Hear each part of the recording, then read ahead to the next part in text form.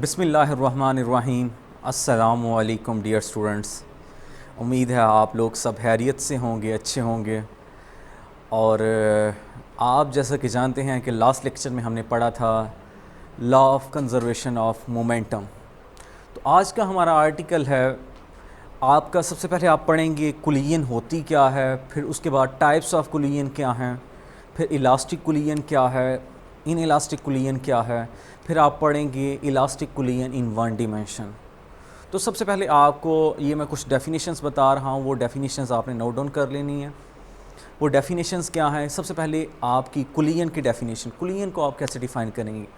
तो कुलियन basically when two or more bodies are interacting with each other then you can say that the phenomena is collision. तो जो आपका act होगा वो आपकी कुलियन होगी। जब दो या दो से ज़्यादा बॉडीज़ आपस में इंटरेक्ट करें, एक दूसरे के साथ मिलें, तो वो आपकी कुलियन होती हैं। तो इधर आपकी एक डेफिनेशन आती है हेड डाउन कुलियन या डायरेक्ट कुलियन किसे कहते हैं। हेड डाउन कुलियन या डायरेक्ट कुलियन आपकी वो कुलियन होती है जिसमें वो बॉडीज़, दो बॉडीज़ एक स्ट्रेट लाइन में मूव करते हैं और वो कुलियन के बाद भी उसी स्ट्रेट लाइन में मूव करते रहते हैं, और उनके सेंटर्स जो हैं, उनके सेंटर वो एक ही लाइन में होते हैं, वो एक ही लाइन में हो। तो आप कह सकते हैं जो वो कुलियन होगी वो आपकी हेड ऑन या डायरेक्ट कुलियन होगी। इसके आगे आपकी टाइप्स ऑफ कुलियन है। टाइप्स ऑफ कुलियन में टाइप्स ऑफ कुलियन, टाइप्स ऑफ कुलियन में आपने इसको डिफ़ाइन कर दिया, डिवाइड कर दिया। एक आपकी होती है इलास्टिक कुलियन और दूसरी होती है इन इलास्टिक।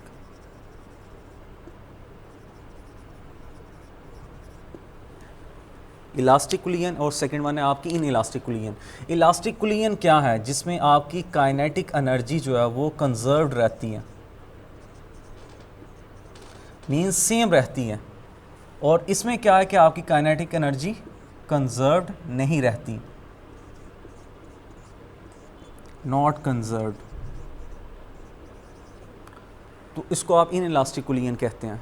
इसकी एग्जांपल क्या है? इलास्टिक कुलियन की आपकी एग्जांपल क्या हो जाएगी कि अगर आप एक हार्ड बॉल को मार्बल फ्लोर के ऊपर फेंकें तो वो रीबाउंस होकर आपका ऑलमोस्ट सेम हाइट के ऊपर आता है, तो आप कहते हैं कि उसकी काइनेटिक एनर्जी कंजर्व रही। और अगर आप उसी हार्ड बॉल को एक सैंडी फ्लोर के ऊपर फेंकें तो वो रीबाउंस होकर आपकी सेम हाइट के ऊपर नहीं आएगा, तो वो एग्जांपल हो जाएगी इन इलास्टिक कुलियन की। अगर आप सैंडी फ्लोर के ऊपर फेंकेंगे तो वो रिबाउंस होकर सेम हाइट के नहीं आएगी, इसलिए आप कहेंगे काइनेटिक एनर्जी कंजर्व नहीं रही और वो आपकी इन इलास्टिक कुलियन हो जाएगी। जबकि इलास्टिक कुलियन में सेम हाइट के ऊपर आना उसका ज़रूरी है। और ये भी याद रखें कि इंपॉर्टेंट पॉइंट है आपका, वो क्या है?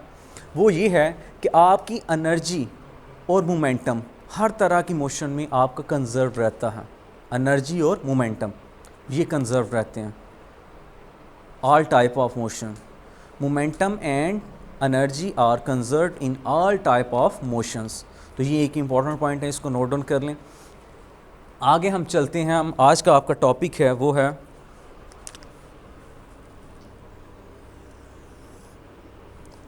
Elastic कुलियन in one dimension.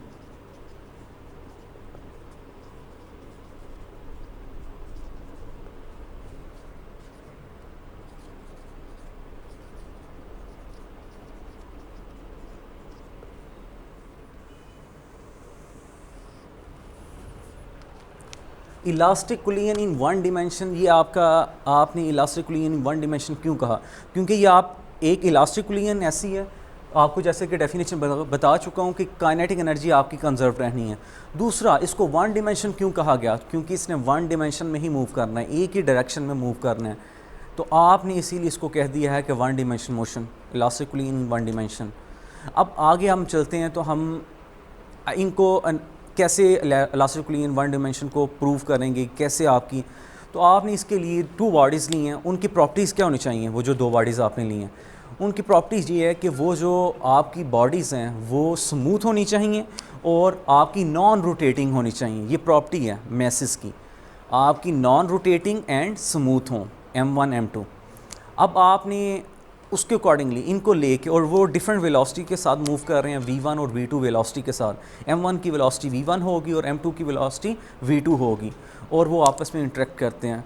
तो according to law of conservation of momentum जो आपने पढ़ा था, ये आपको जो मैंने बातें बताई हैं वो आपने थ्योरी में ऊपर लिखनी होंगी, फिर आपका law of conservation of momentum के अकॉर्डिंगली।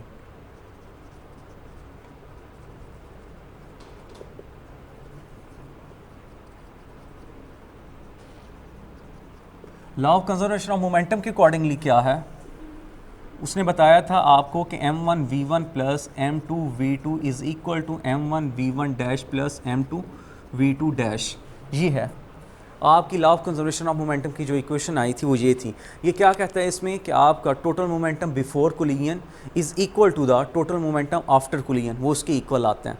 अगर मैं इसी को इंटरचेंज करूँ, मींस m1 की टर्म को इधर ले आऊँ, m1 v1 इधर minus m1 v1 dash m2 v2 dash, अब ये m2 की टर्म इधर आ जाए तो m2 v2, अब इधर से कॉमन क्या आ रहा है, m1 आ रहा है, अंदर रह जाएगा m1 माइनस v1 डैश, और इधर से m2 कॉमन आएगा तो v2 डैश माइनस v2, ये आ गया। इस इक्वेशन को ऐसे मार्क कर लेते हैं जो आगे हमारी यूज़ होनी है।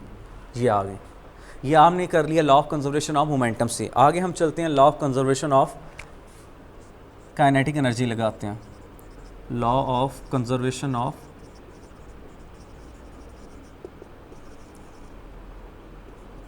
काइनेटिक एनर्जी, इसमें क्या बता रहा है आपका कि आपकी काइनेटिक एनर्जी भी कंजर्व रहेगी। तो हम इसको कैसे लिख सकते हैं, ये आपने पढ़ा होगा, इसको ऐसे अंडरलाइन कर लेते हैं, इसके अकॉर्डिंगली हम करने लगे हैं। तो इसमें आपने पढ़ा हुआ है हाफ m, काइनेटिक एनर्जी का फार्मूला क्या होता है, half m v square, half m v square. तो m1 की जो काइनेटिक होगी मैस 1 की बिफोर कोलिजन, तो वो क्या हो जाएगी, हाफ m1 v1 स्क्वायर, और m2 की हाफ m2 v2 स्क्वायर, ये आ जाएगी। और आफ्टर कोलिजन क्या हो जाएंगी, half m1 v1 dash square plus half m2 v2 dash square, तो ये आ गई। अब उसी तरह m1 वाली टर्म्स को हम एक साइड पे ले जाएंगे, तो वो लेके जाने लगे हैं, ये इधर आ जाएगी और ये वाली टर्म उस साइड पे चले जाएगी। तो हाफ m1 v1 स्क्वायर ये इधर आ जाए, half m1 v1 dash square, इसी तरह half m2 v2 dash square ये इधर ही है, और ये वाली टर्म उस साइड पे लेके जाएंगे, तो minus half m2 v2 square, ये आ गया आपका। और इसमें से आपका कॉमन क्या आ रहा है, तो ये देखें आपका हाफ m1 कॉमन आ रहा है, अंदर रह जाएगा v1 square minus v1 dash square, और इधर हाफ m2 कॉमन आएगा और अंदर रह जाएगा v2 dash square minus v2 square, ये आ जाएगा। और अब इधर देखें आप, इधर डिफरेंस बिटवीन टू स्क्वायर लगा सकते हैं, तो इधर लगाते हैं हाफ m1, क्योंकि ये a square minus b square है, तो इसको a square minus b square is equal to a minus b a plus b, तो वो आ जाएगा a माइनस b, तो a प्लस b, ये मैंने उस फॉर्म में लिख दिया आगे, is equal to half m2, इसी तरह इधर भी v1 dash minus v2 v1 dash plus v2, ये आ गया आपका। अब ये देखें इसमें से आपका हाफ हाफ से कैंसिल हो जाएगा, तो आपका रह गया m1 v1 minus m1 into v1 minus v2 v1 dash m2 v1 dash, sorry plus की मैं टर्म इग्नोर कर गया, तो ये भी लिखने हैं आपने साथ, v1 plus v1 dash is equal to m2 v1 dash minus v2 v1 dash plus v2। तो इसको भी अंडरलाइन कर लेते हैं इक्वेशन को, तो इस इक्वेशन को भी अंडरलाइन कर लिया। अब ये देखें इसको, इस इक्वेशन को नाम मैं दे देता हूँ इक्वेशन 1, और ये आपकी इक्वेशन 2 है। अब आप देखें इधर मैं क्या करूँगा, नेक्स्ट स्टेप मैंने कह दिया डिवाइडिंग 2 बाय 1, 2 को 1 पे डिवाइड कर दें, यानी इस इक्वेशन को मैंने इक्वेशन नंबर 1 के ऊपर डिवाइड करना है। तो देखें लेफ़्ट हैंड साइड में लेफ़्ट हैंड साइड डिवाइड होगी, इधर देखें आप, जब ये आपकी लेफ़्ट हैंड साइड है इक्वेशन 2 की, उसकी ये साइड इस पे डिवाइड हो तो आपका m1 से कैंसिल हो जाएगा, ये वाली टर्म इससे कैंसिल हो जाएगी, तो आपका ये बच जाएगा। और राइट हैंड साइड पे अगर आप देखें, ये वाली टर्म जब इस पे डिवाइड होगी m2 से कैंसिल, ये आपका इससे कैंसिल हो जाएगा और ये आपकी रिमेनिंग टर्म होगी। तो इस तरह हम करते हैं। आप ये देखें, m1 v1 minus v1 dash v1 plus v1 dash over m1 v1 minus v1 dash is equal to m2 v1 dash minus v2 और v1 dash plus v2 over m2 v1 dash minus v2। ये मैंने कर दिया dividing equation 2/1। तो अब इधर देखें, आपकी ये टर्म m1 से कैंसिल हो रही है, ये इससे कैंसिल हो जाएगी, ये इससे कैंसिल हुई, ये इससे कैंसिल हो गई, तो आपकी रिमेनिंग टर्म क्या रह जाएगी?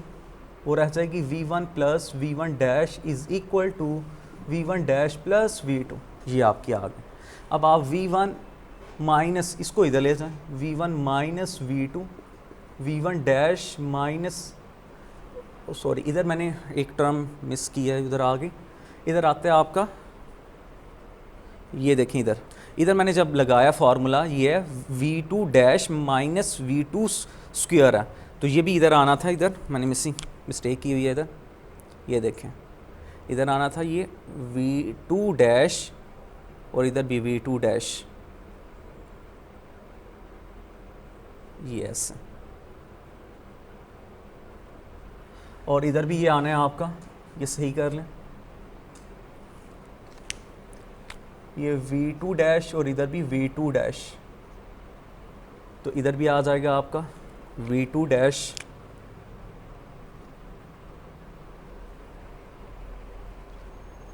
इधर भी आपका v2 डैश, ये अपनी करेक्शन कर लें, ये इधर जाके v2 डैश और ये आया v2 dash minus v1 dash, तो ये आपका आ जाएगा। इसको आपने मार्क करना है और इसमें से नेक्स्ट इक्वेशन आप क्या लिख सकते हैं? आप नेक्स्ट इक्वेशन ये भी लिखी जा सकती है कि v1 dash minus v2 is equal to, minus common ले लें तो v1 dash minus v2 dash, ये आ जाएगा। और यहाँ से फिर आप क्या बता सकते हैं? इस इक्वेशन से आप एक इक्वेशन गेट कर सकते हैं, उसको ऐसे आप लिख लें, क्योंकि उसी इक्वेशन से आपका क्वेश्चन बन के आ जाता है। अब वो क्या आएगा? ये आपका v1 माइनस v2 क्या है?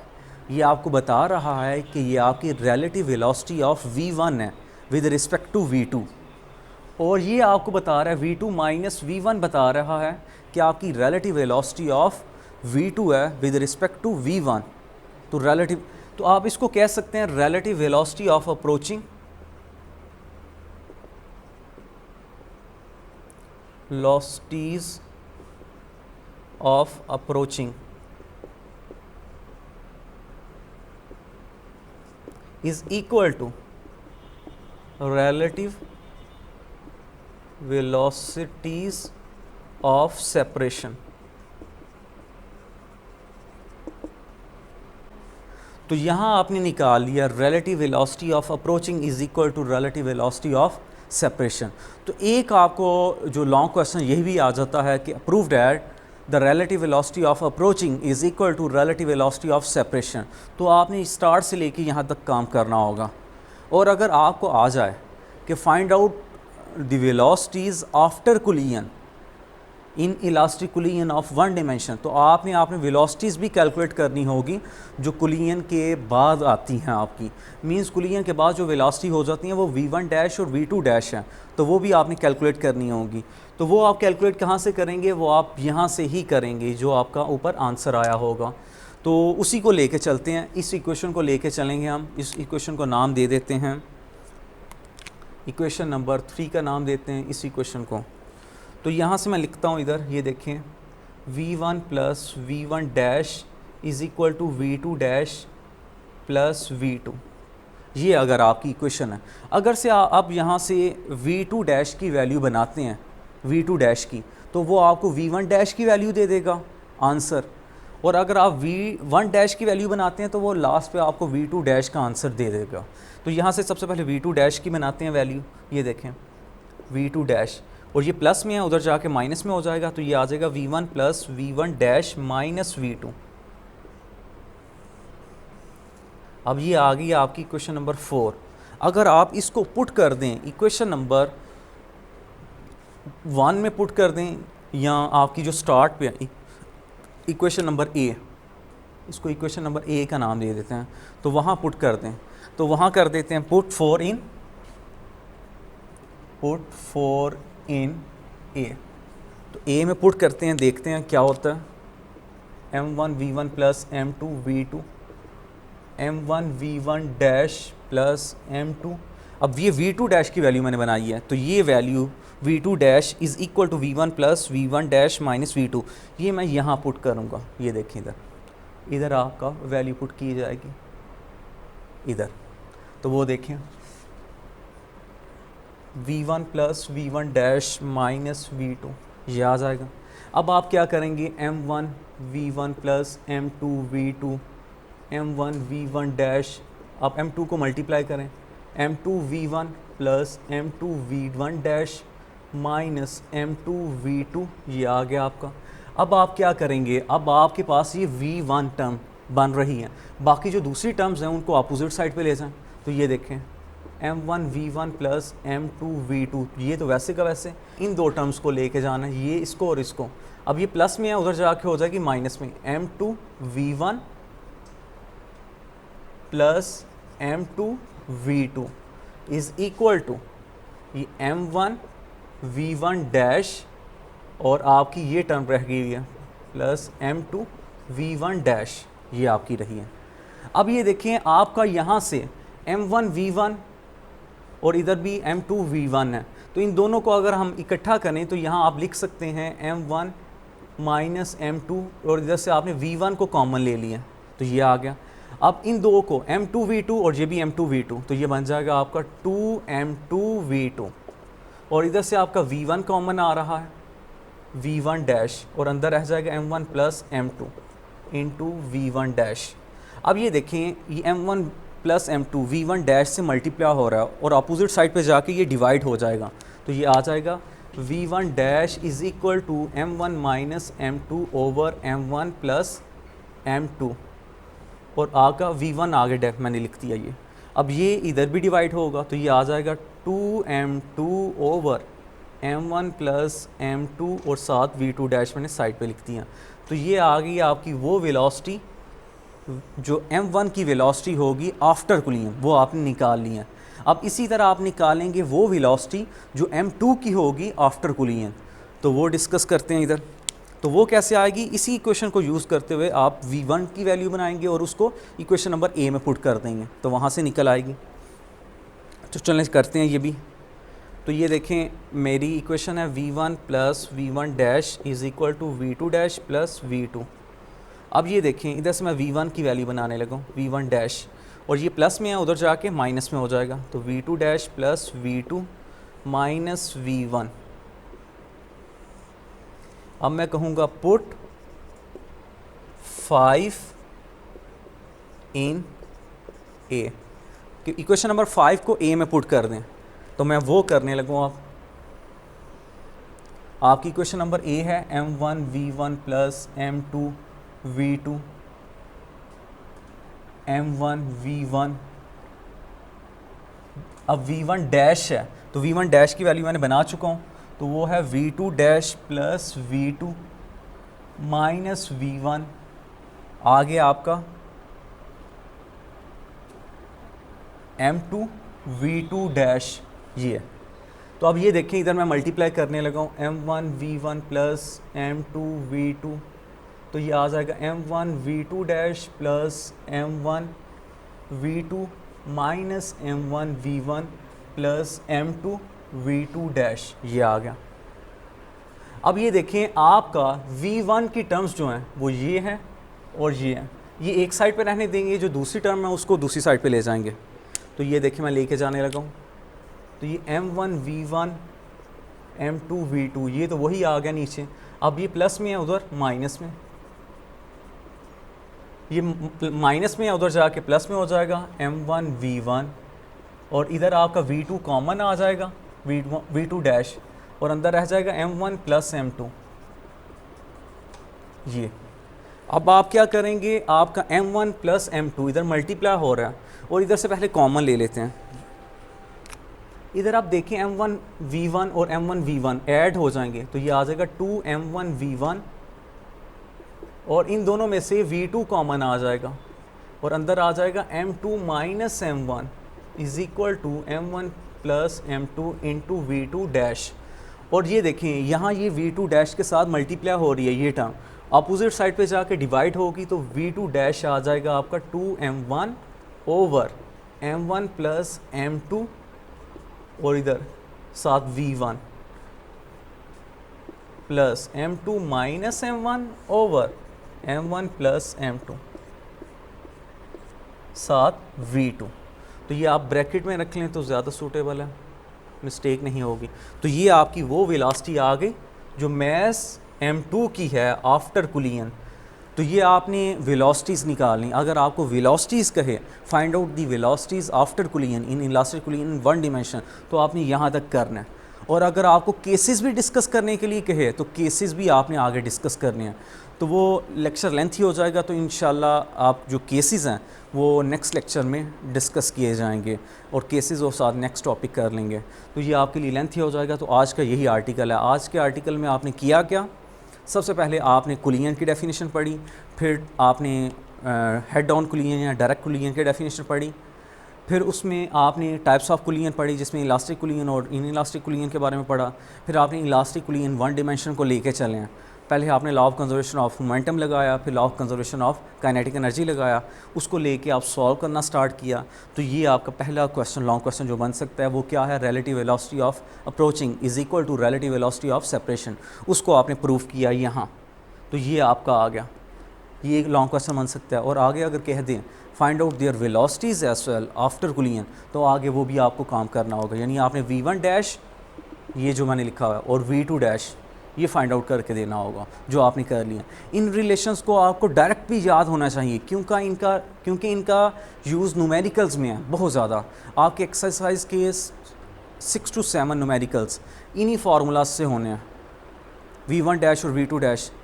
तो आपको ये डायरेक्ट रिलेशंस भी आने चाहिए। और डायरेक्ट रिलेशन याद करने का मैं हिंट भी बता देता हूँ। ये देखें सबके नीचे दोनों रिलेशन में v1 डैश और v2 डैश में दोनों के नीचे आपकी सेम टर्म है m1 प्लस m2। इधर भी m1 प्लस m2, इधर भी देखें m1 plus m2, m1 plus m2 same है। आपने साइड पे v1 इसमें भी लिखा हुआ है, v2 इधर भी लिखना है। इधर भी देखें v1 लिखा हुआ है, इधर भी v2 लिखा हुआ है। डिफरेंस कहाँ आता है, डिफरेंस ऊपर आता है, इधर इधर इधर और इधर। अगर आप v1 को देखें तो उसमें आ जाएगा m1 माइनस m2 और आगे 2m2। और अगर आप इधर देखें तो 2m2 जो बाद में टर्म है इसमें वो पहले आ जाएगी 2m1, इधर m2 है, इधर है 2m1 और आगे m2 माइनस m1। तो इस तरह आप इन फार्मूलाज को डायरेक्ट भी याद रख सकते हैं कि नीचे सब में सेम है m1 प्लस m2 और स्टार्ट में v1 और आगे v2। डिफरेंस है आपने ऊपर याद रखना है। एक में आते हैं m1 माइनस m2 और आगे 2m2 और दूसरे में आता है आपका m2 आगे आपका m2 माइनस m1, इस तरह ऊपर। तो ये रिलेशन आप डायरेक्ट भी आपने याद रखने हैं क्योंकि केसेस जब हमने डिस्कस करने हैं तो इनमें ये रिलेशन आपको डायरेक्ट आनी चाहिए। तो ये था आज का लेक्चर। उम्मीद है आपको समझ आई होगी और अगर कोई कन्फ्यूजन रह गई हो तो वो आपने कमेंट सेक्शन में ज़रूर पूछना है, आपको उसका आंसर दिया जाएगा। आपके साथ मैं अपना नंबर अगेन शेयर करता जाता हूँ, तो नंबर भी नोट कर लें, ये क्वेश्चन भी पूछा करें। और कुछ स्टूडेंट कहते हैं कि सर आपकी, क्योंकि मेरा यूट्यूब चैनल भी है मेरे नाम से ही है, online physics by Asim Zafar, तो उधर कल कुछ स्टूडेंट के मैसेज आए हैं तो उन्होंने कहा कि सर आपके लेक्चर सीक्वेंस से नहीं मिल रहे। तो आप सीक्वेंस में ढूंढने के लिए प्ले लिस्ट में जाया करें। प्ले लिस्ट में आपको सारे लेक्चर, अगर पार्ट 1 के ऊपर क्लिक करेंगे पार्ट 1 के सारे लेक्चर आपको सीक्वेंस से मिल जाएंगे, और अगर पार्ट 2 के ऊपर क्लिक करेंगे तो आपको उसके लेक्चर मिल जाएंगे। अगर ECA के लेक्चर लेने हो तो वो ECA की प्ले लिस्ट के ऊपर जाएँ। प्ले लिस्ट जब आप चैनल ऊपर खोलते हैं तो ऊपर ऑप्शन आते हैं होम, वीडियोज़, आगे प्ले लिस्ट, तो वहाँ प्ले लिस्ट के ऊपर क्लिक कर